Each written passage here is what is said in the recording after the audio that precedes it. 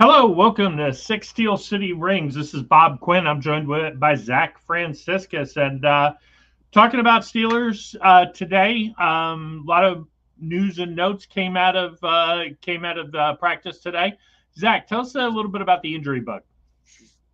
Well, we'll start off with the one that probably a lot of people have seen. Nate Herbig, done for the season. Torn rotator cuff, right? And in his Yep. shoulder, on IR.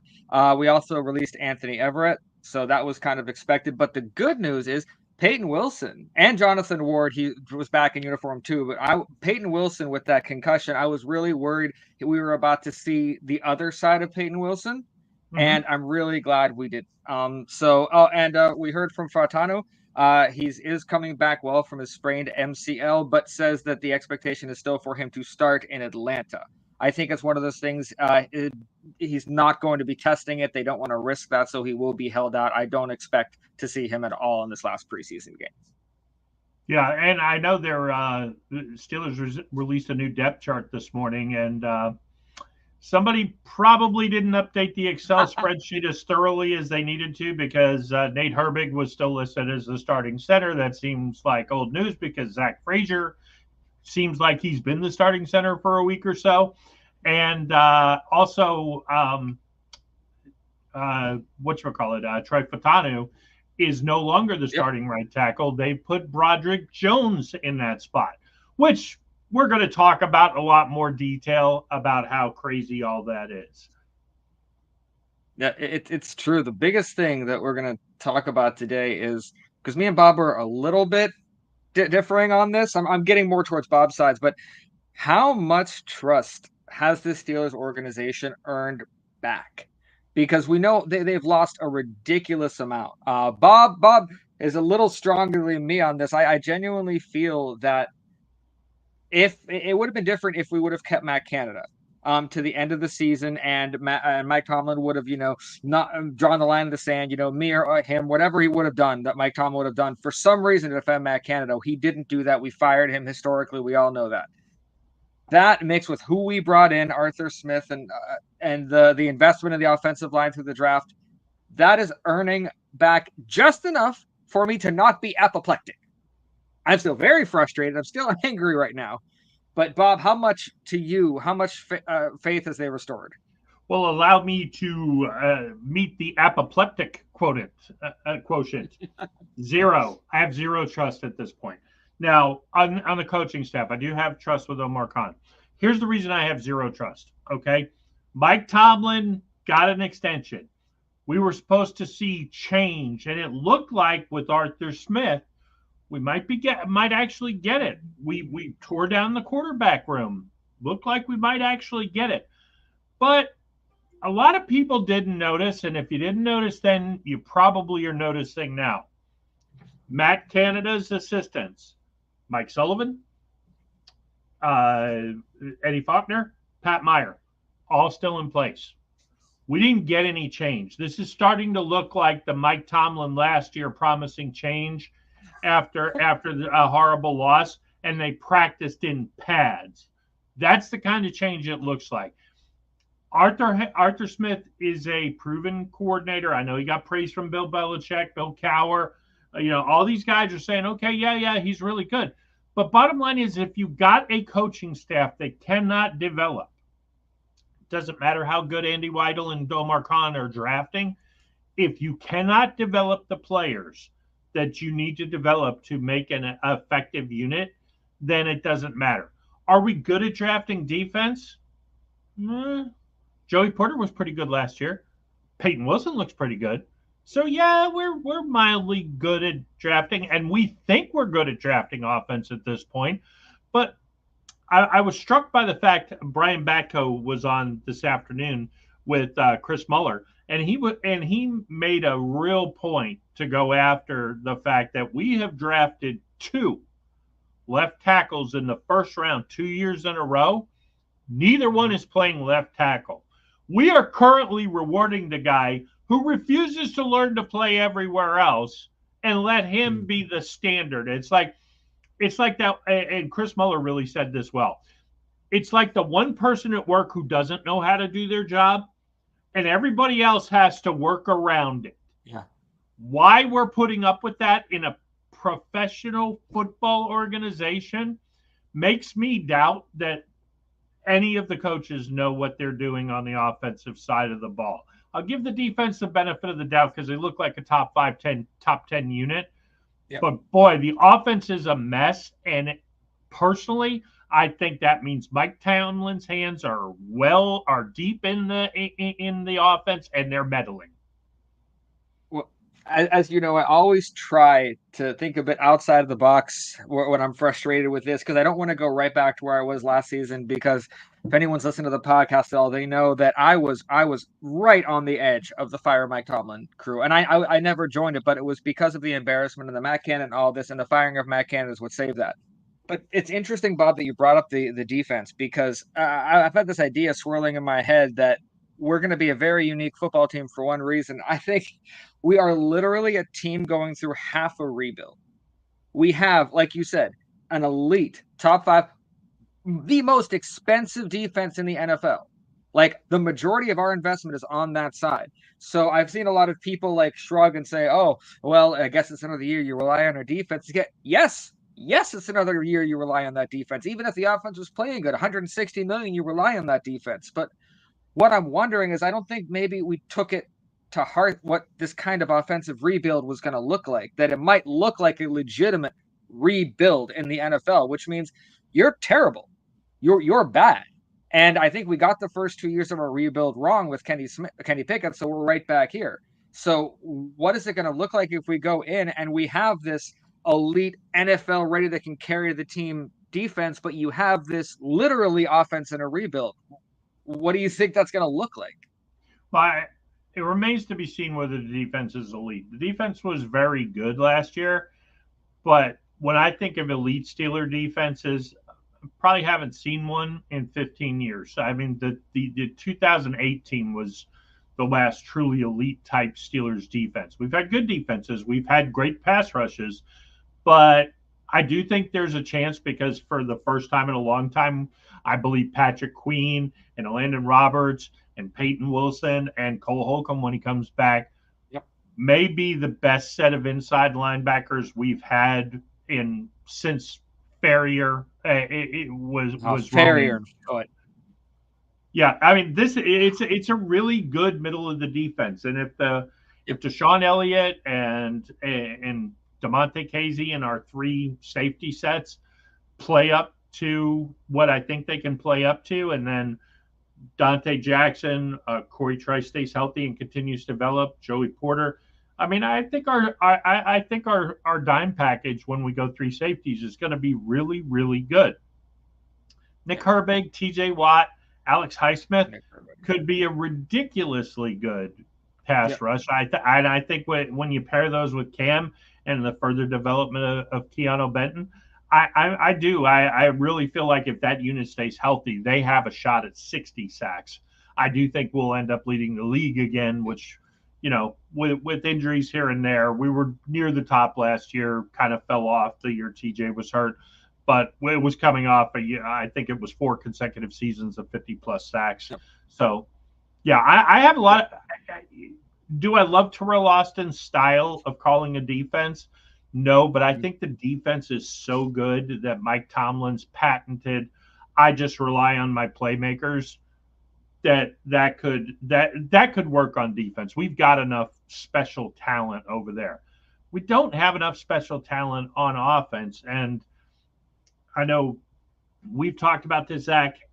You almost have to, wonder with the coaching staff if they're going to sit there and watch Russell Wilson just deer in the headlights, and maybe they're just saving it for the last possible second to trade him somewhere. I don't know. I almost think at this point we got to go Justin Fields, or, you saying, they rebuild. You don't have a rebuild if you don't have a quarterback under contract for next season. You don't. I mean, the rebuild doesn't start till you solve the quarterback position. Yes, we've tried to put pieces in place, but it doesn't matter what pieces we put in place when you don't play them where they belong. That is true. Now, defensively, 2 points.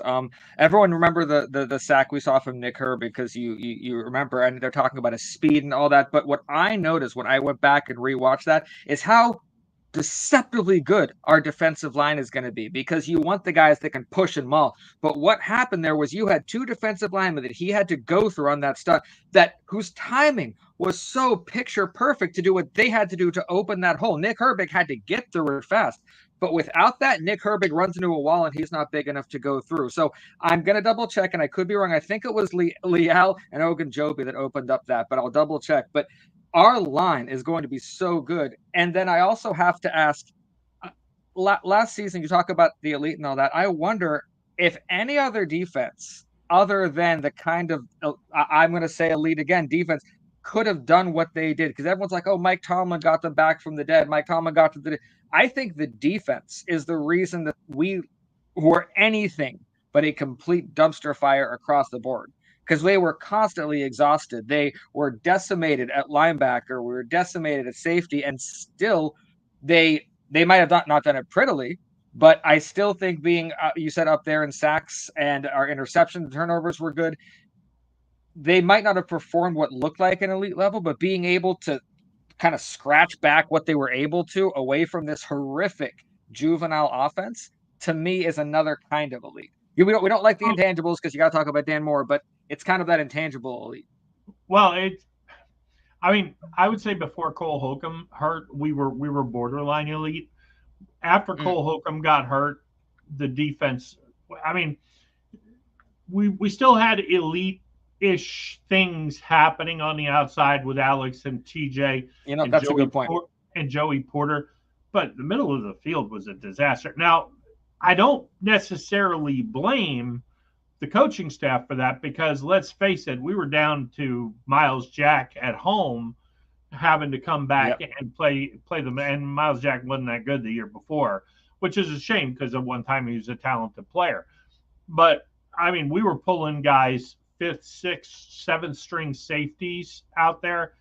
The middle was terrible, and it really cost us against Arizona. Oh my gosh, Trey McBride! I still have nightmares of how wide open and how ridiculous that was. Just letting him, yes, he's a good player. He's probably going to be a top 10 NFL tight end, but I mean, it was really, really, really bad last season. I was kind of struck with Joe Starkey this morning. Okay. And they were kind of talking about this Mike Tomlin-ish thing. There was a guy who called in, predicted 6-11 for the Steelers, and Starkey was like, "No, that's not going to happen. There's going to be we go into bizarro world, and Mike Tomlin is going to figure out a way, and yeah, we'll win some games we shouldn't have won, and they'll be close, ugly football games." He's like, "But last year, he got so much credit at the end of the season for pushing this team into the playoffs." Well, we were 7-4, lost 3 games in a row, including 2 in a row to 10-loss teams, which had never happened in the NFL, or hadn't happened in 50-plus years. Yeah, exactly. So he didn't get any of the blame for us falling, but he got all of the blame for us miracling our way into the playoffs. I completely agree. Yeah, he turned to Mason Rudolph out of complete desperation. Kenny wasn't ready. Mitch Trubisky was terrible. He put Mason in. He caught lightning in a bottle. Rudolph played out of his mind. Thought he would earn a little more money in free agency, but he didn't. I've heard some people make the point that, right now Mason might be having a better training camp and preseason with the Titans than either one of these guys. Now, Mason is not of the quality of a Justin Fields or a Russell Wilson. Yep. But he does throw the ball down the field, and we sure haven't seen any of that. Well, yeah, at this point, I mean, you talk about the rebuild, and I agree. If it turns out that these two quarterbacks that are on some kind of, retribution path don't actually have anything to fall back on, getting rid of Mason Rudolph was the dumbest thing we could have done. We could have saved us all that time and had someone who knew the system already and could have managed the game. Because if all these guys end up being our flawed game managers in Russell Wilson, Justin Fields, it's really anticlimactic because right now you have to have I'm going to use this word again, elite offensive line for a really bad quarterback to look good. I mean, the Giants did it. The Ravens won with Trent Dilfer. So, but you have to have an elite Hall of Fame offensive line. We don't have that right now. So now you're making me sad about Mason Rudolph. I don't even know that's an excellent point. Yeah, I don't even know if you have to have an elite offensive line. I think Pro Football Focus put out that if you're average and above, you have a solid chance, especially with an elite quarterback, to go far in the playoffs. But that being said, we're a long ways from that. Justin Fields has the potential to be that. I know everybody points to Chicago. Chicago's a mess, guys. Chicago, for those of you who don't know, and I've said this before, but I want to hammer this point home. Chicago hasn't had an all-pro quarterback since Sid Luckman. Your grandfather didn't watch Sid Luckman play. That's how long ago that was. Goodness. Yeah, no, people forget that. Now, I will say, since the beginning, I said that if Justin Fields starts, it meant something has gone wrong. Things have already gone wrong. We're past that. Things have gone wrong. So if Russell Wilson really before that, I'll interrupt myself really quick. There are rumors that I don't know if it's true, but that Russell Wilson was being held back a little bit in the game purposely. He was told not to run. He was told not to be mobile. That they said they called things that Justin could do that Russell couldn't. So whatever, I guess we'll see. Yeah, he said in his press conference he felt fine and he wasn't limited. So, the contradictions that come out, and that's why I have zero trust. The contradictions that come out, the players say one thing. Broderick Jones stood out in front of everybody today, said it was his fault he played bad. It was a bad day. But everybody's talking about his elbow brace and his punch hand is his weak hand, with the elbow brace. If he was playing on the left side, he'd at least still be able to punch with his left hand. It doesn't make any sense. It's like we are purposely trying to figure out, okay, we could play these guys and be really good in their spots, but you know what? Let's confuse everybody. It's the big problem I had with Matt Canada, and I think his assistants are still doing it. It's too cute by half. Let's do the cute thing. Let's do the what they don't expect. I'm reminded of the dodgeball thing. Hey, it's a bold strategy. Let's see if it pays off for him, Cotton. Well, I got news for you. It's not paying off for us. If you think it's limited to the offensive line, by the way, you're wrong. They misused George Pickens for 2 years. I mean, I'm sorry, but I rooted for Kenny. I'm going to root for whoever plays Steeler quarterback. But you cannot tell me that a competent head coach could sit at practice day after day and not see, okay, Mason gives us the best chance to win. Did I like that? No, I was never a Mason Rudolph fan. I still don't think he's very good. The fact that he was the best really speaks to how terrible everything else was. No, I agree. And the thing is, it's the company line is being towed in Pittsburgh right now because Mark Kaboly was on the Pat McAfee show. He said, I know everybody's panicking in Pittsburgh, but the Steelers don't view it that way. Arthur Smith, preseason doesn't count. Calvin Austin came out saying everything is going to be different. Nothing carries over. I get that, but it sure did last year. At the very least, I think that maybe that's why the Steelers are hoping that everyone's just going to, stop worrying about it because of how good we were last year and then how bad we were right after that. Oh, the opposite will happen this year. The Steelers have to do, you have to convince me in this last preseason game. I don't like putting all that pressure on a preseason game, but I need to see more. I'm not going to believe in a magical turnaround that's suddenly going to happen when it's been the exact opposite. So it's frustrating. I need to see that. Well, here's a little hope for you. And Arthur Smith, his first year as coordinator in Tennessee, they were putrid. I mean, beyond putrid in the preseason. They came out the first game and they hung 40 points. Is that going to happen again this year? If Jaylen Warren isn't playing, I don't think so. But, who knows? Maybe they could surprise us, put up, a bunch of points. And, Atlanta's defense is supposed to be improved. But, let's face it, last year it wasn't great. it was okay. It's kind of, bottom third of the league, but not bottom of the league. So, but let's face it, as bad as the offenses looked, if they come out, I mean, I don't, I don't, this Detroit preseason game when Detroit was so bad on defense last year, and I know they've made some strides to try to improve it. But if we go out there and Detroit shuts us down and pushes the offensive line around, as far as I'm concerned, put Plumlee in. Let's tank, get a good quarterback. Yeah, I guess I'll just being facetious. I'm not giving up on the season until at least we're mathematically eliminated from the playoffs.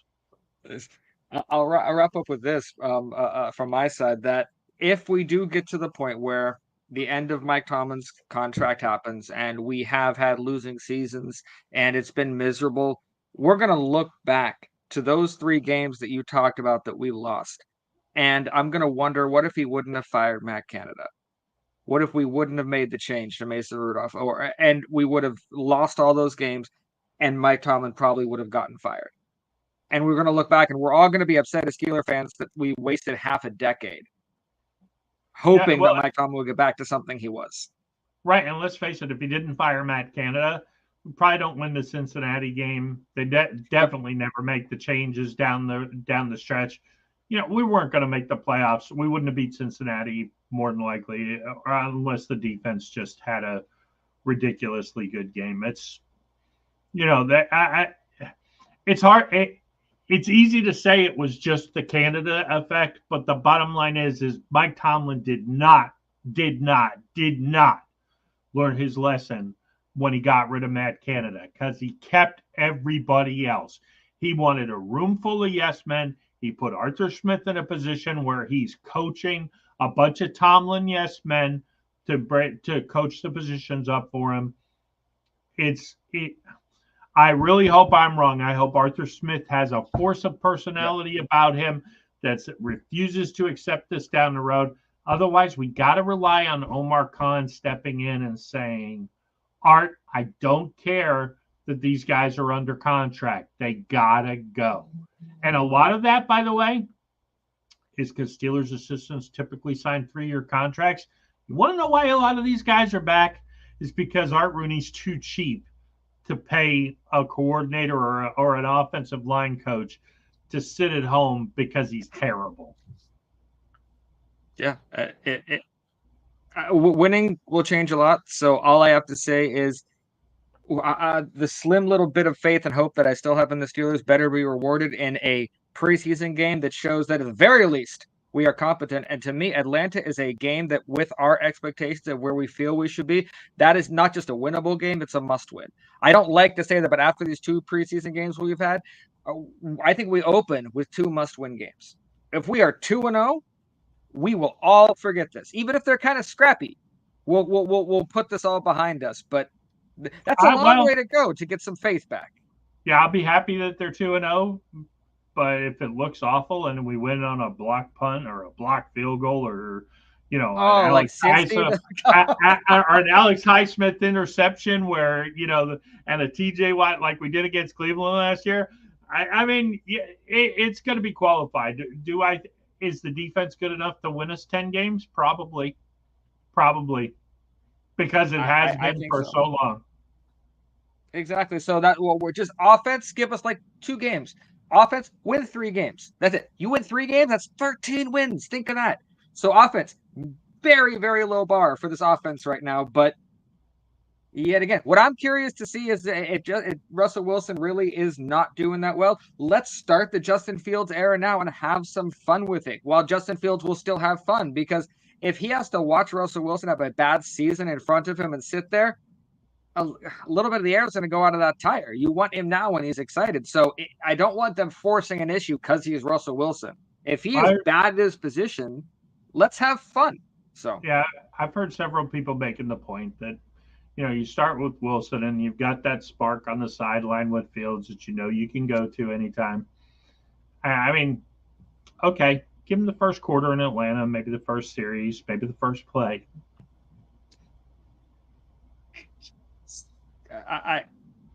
I really don't know what to expect. Because what I want isn't safe. What I want is them to treat it like a second preseason game. But if they do, then people get hurt. Then we're going to say, well, why did they start them so? There's no. We're in a lose-lose situation. I don't like that already, and we haven't even started. So yeah, we just gotta we just gotta do the Mike Tomlin thing. We just gotta hope we hang around and TJ makes a play. That's it. Well, we're hoping that you guys are a little more optimistic than we are because it's quickly fading. We do have our Friday podcast coming up, and as always, after the preseason game, we will have a live preview, a recap. If you guys like what you saw, put the likes, recap, make sure your notifications are on. Even though we say when we're going to be live, if you have the notifications on, then we burst into your busy lives and notifications, and you remember because ADD is real. So yeah. So until Friday, everybody. Have a wonderful week and go Steelers.